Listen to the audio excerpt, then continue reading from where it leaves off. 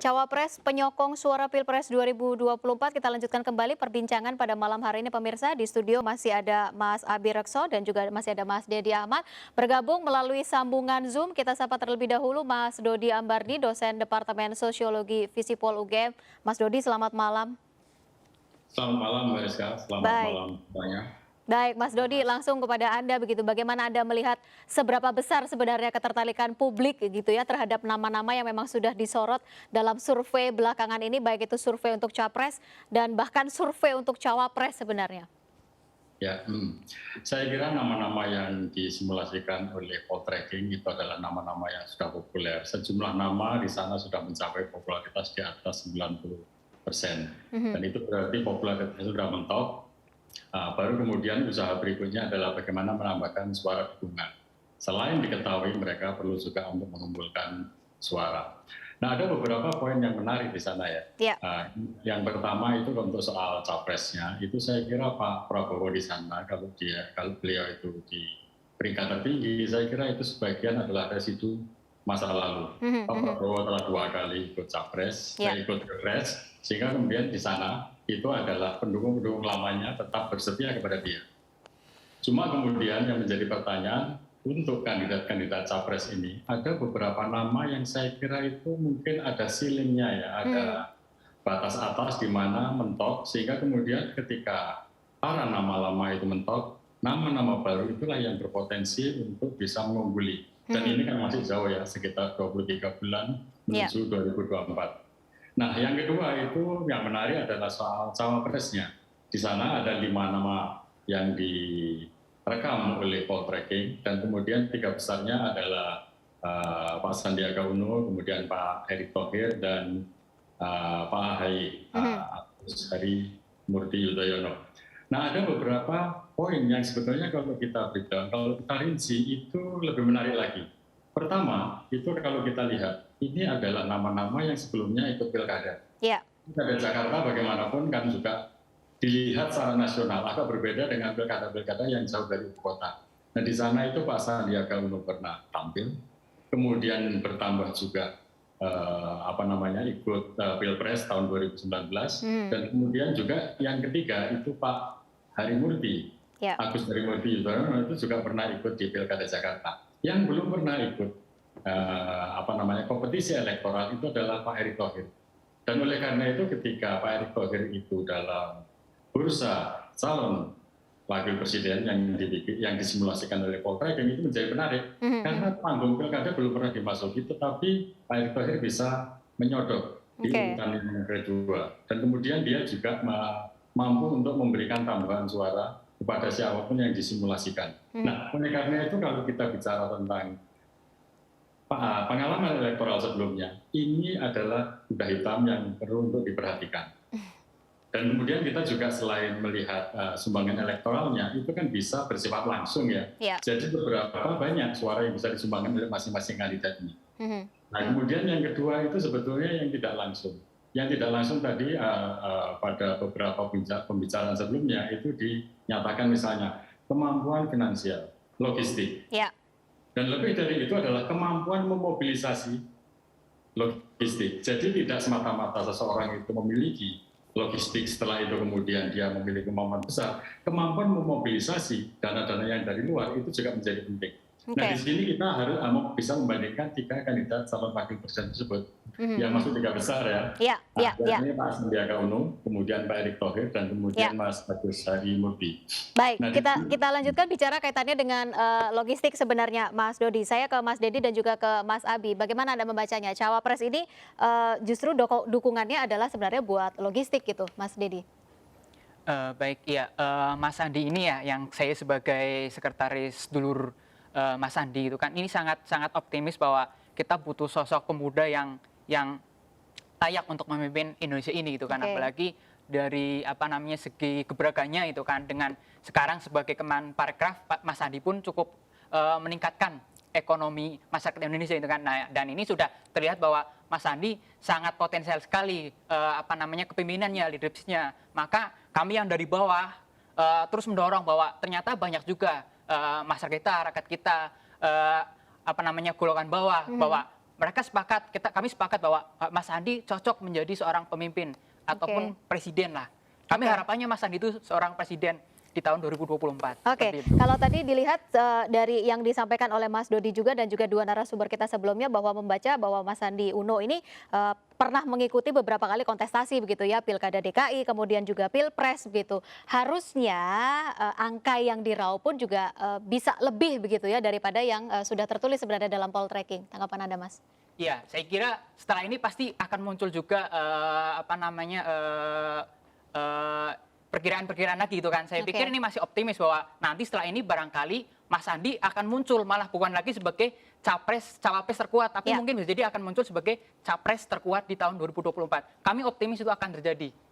Oke, baik. Masih optimis dengan kondisi capres gitu ya. Kalau cawapres sepertinya agak sedikit tidak mungkin atau tidak minat begitu. Ya, kami lihat Mas Andi ini bukan hanya sekedar wakil itu kan. Kami melihat Mas Andi ini sosok yang patut menjadi seorang pemimpin, leader masa depan kami di Indonesia itu kan. Jadi kami pikir sangat optimis lah bahwa ke depan sudah saatnya Indonesia ini butuh gitu kan. Apalagi dengan historisnya Mas Andi yang sudah pernah maju sebagai, walaupun ya secara elektoral sudah pernah di Pilkada DKI dan lolos itu kan mendampingi Mas Anies itu kan. Tapi saya pikir kami yang berada di bawah ini sangat optimis sekali bahwa bukan lagi saatnya Mas Sandi ini sebagai cawapres, tapi sebagai cawapres langsung. Oke, baik. Mas Abi, kalau Anda lihat begitu ya, tadi Mas Dodi menyampaikan bahwa ini kuda hitam sebenarnya yang memang harus juga diwaspadai begitu ya di kontestasi untuk menuju ke tahun 2024. Bukan dari partai politik, tapi juga tiba-tiba punya persentase yang memang cukup untuk dipertimbangkan atau diperhitungkan begitu. Membawa nama label menteri gitu, seorang menteri begitu ya, artinya punya peluang sebenarnya untuk terjun ke dalam masyarakat. Apakah memang ini juga salah satu cara sebenarnya yang dilakukan oleh Pak ET begitu untuk menambah elektabilitasnya? Ya, terima kasih. Tadi saya menggarisbawahi apa yang dinyatakan oleh Mas Dodi bahwa bukan hanya kemampuan finansial sebagai personal, tapi juga melakukan mobilisasi finansial. Nah, mobilisasi finansial itu kan harus diuji. Nah, hari ini kita tahu Pak Erick Thohir telah berhasil melakukan keuntungan 126 triliun di Kementerian BUMN. Setelah juga sebelumnya di awal-awal kepemimpinan beliau itu ada 91 triliun diuntungkan. Nah, dan perlu kita garis bawahi, adanya reformasi dan transformasi birokrasi di dalam BUMN itu juga sesuatu hal yang harus diperhitungkan sebagai sebuah kemampuan dalam manajerial dan leadership dalam mendorong BUMN ke dalam tingkatan yang lebih tinggi lagi.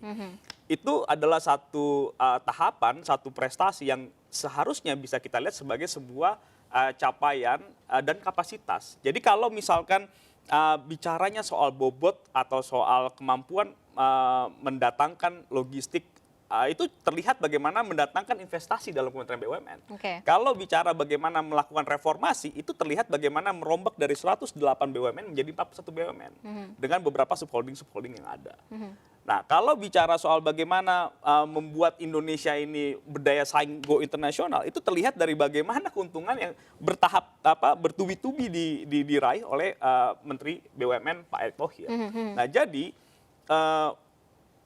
persoalan figuritas kalau memposisikan seorang wakil presiden semata-mata dalam konteks mendatangkan logistik, tentu itu sudah selesai dalam kapasitas seorang Erick Thohir. Nah, ada kapasitas lebih tadi, ada elektoral tadi. Gitu. Jadi selain bukan hanya logistik, tapi juga figur Erick Thohir juga bisa menjadi satu rekonstruksi baru pemilih pemula untuk memilih yang tidak berafiliasi dengan pemilu di masa lalu. Keduanya memang sama-sama punya logistik yang sangat baik begitu ya, punya nama dengan label sebagai seorang menteri begitu ya untuk keduanya, Pak Sandi maupun juga Pak Erick Thohir. Singkat saja, catatan terakhir dari Anda berdua begitu ya untuk menuju atau meningkatkan secara elektabilitas. Sebenarnya 2024 masih panjang, 23 atau 24 bulan lah dari sekarang begitu ya. Apa yang menjadi catatan penting yang mungkin bisa disampaikan kepada pemirsa yang mungkin sekarang juga masih melihat ada peluang itu, Mas Abi? Bagi saya dan teman-teman yang lain yang mendukung segala hal yang terkait dengan Pak Erick Thohir demi memajukan bangsa dan negara, bagi kami itu figur Pak Erick itu sekarang fokus saja kerja pada perbaikan penugasan itu. Nah, karena dengan kesuksesan itulah kemudian masyarakat, pemerintah, presiden dan juga halayak yang lebih luas itu memiliki penilaian positif bahwa memang orang ini layak diusung dengan kapabilitas pekerjaan yang lebih luas lagi gitu, sebagai Oke. wakil presiden. Oke, baik. Gitu. Mas Dedi, silahkan. Yang jelas kami yang masyarakat bawah akan terus tetap bergerak gitu kan, bergerak maju bahwa ke depan gerakan-gerakan yang membangkitkan masyarakat bahwa Mas Andi ini udah layak sekali untuk maju menjadi seorang presiden. Terutama seperti gebrakan yang telah terjadi di Kemenparekraf itu kan, bahwa sumber daya Indonesia ini cukup luas sekali, cukup banyak sekali itu kan. Ya. Jangan sampai kita dipimpin oleh nanti presiden yang kurang bisa menggarap itu. Dan kami optimis Mas Andi ke depan bisa membawa Indonesia lebih maju lagi. Oke, baik. Perjalanan masih panjang ya. Betul, Baik, masih ada waktu sebenarnya. Terakhir, saya ke Pak Dodi. Pak Dodi, sebenarnya sosok apa yang diinginkan oleh masyarakat begitu ya kalau kita bicara kaitannya dengan capres dan juga cawapres. Cawapres khususnya, idealnya seperti apa? Ada 3 ya, kalau tadi kita diskusinya akan memusatkan pada satu isu politik elektoral. Ya. Bagaimana masing-masing cawapres ini mampu untuk bisa menambahkan suara ketika mereka menjadi pasangan cawapres. Saya kira 2 kriteria lain itu perlu untuk kita perbincangkan juga. Yang pertama itu adalah politik di tingkat elit. Bahwa nanti ketika memerintah itu bagaimanapun politik di parlemen itu menjadi sebuah pekerjaan besar. Oke. Kenapa? Karena nanti kebijakan, apakah itu nanti harus didukung oleh undang-undang, apakah kebijakan mendapatkan dukungan DPR, nah di sana sang wakil presiden nanti akan memiliki sebuah posisi yang sangat penting juga. Oleh karena itu kriteria ini juga harus dimasukkan juga. Kemudian yang ketiga itu sebetulnya sudah disebut, tapi saya ingin memberikan label dari apa yang disebut oleh teman-teman tadi.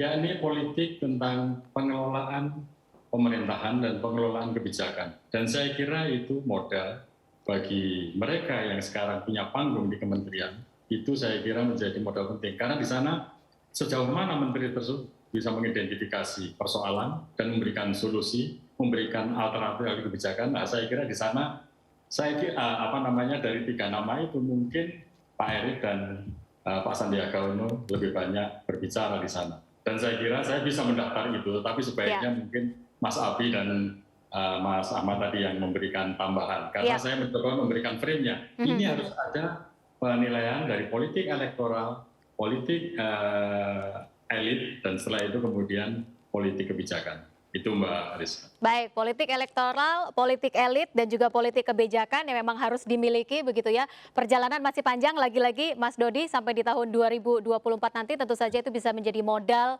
bagi para calon ini untuk berkontestasi di tahun 2024. Mas Dodi, terima kasih untuk waktu Anda pada malam hari ini sudah memberikan pandangan untuk pemirsa kaitannya dengan apa yang harus dilakukan sebenarnya oleh publik begitu ya menuju ke tahun 2024.